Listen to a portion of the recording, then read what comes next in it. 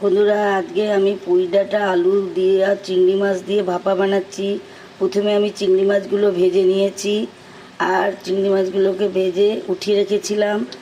তার মধ্যে আমি পুঁই ডাঁটা আলু দিয়ে ভালো করে সর্ষে বাটা, জিরে বাটা আর কাঁচা লঙ্কা বাটা, হলুদ নুন দিয়ে মাখিয়েছি।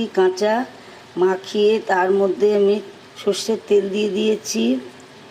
তারপরে আমি এর মধ্যে জল দিয়ে সেদ্ধ করতে দিয়েছি।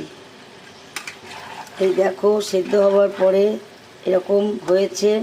আমি এর মধ্যে চিংড়ি মাছ ভাজাগুলোও দিয়ে দিয়েছিলাম। দেখো দেখতে কেমন লাগছে। আমার পুঁই ডাঁটার ভাপা হয়ে এসছে। আমি এবারে নামিয়ে নেব। বন্ধুরা, এভাবে করে খেয়ে দেখবে। ভালো লাগলে আমাকে কমেন্ট করবে।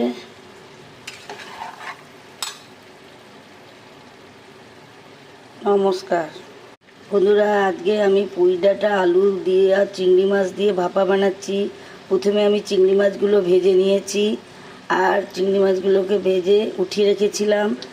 তার মধ্যে আমি পুঁই ডাঁটা আলু দিয়ে ভালো করে সর্ষে বাটা, জিরে বাটা আর কাঁচা লঙ্কা বাটা, হলুদ নুন দিয়ে মাখিয়েছি।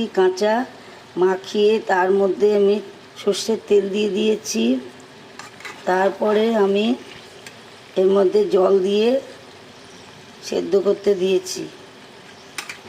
এই দেখো, সেদ্ধ হওয়ার পরে এরকম হয়েছে। আমি এর মধ্যে চিংড়ি মাছ ভাজাগুলোও দিয়ে দিয়েছিলাম। দেখো দেখতে কেমন লাগছে।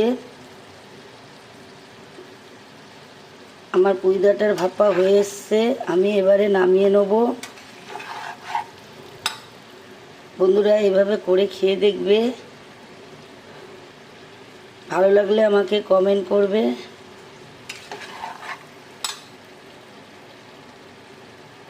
নমস্কার।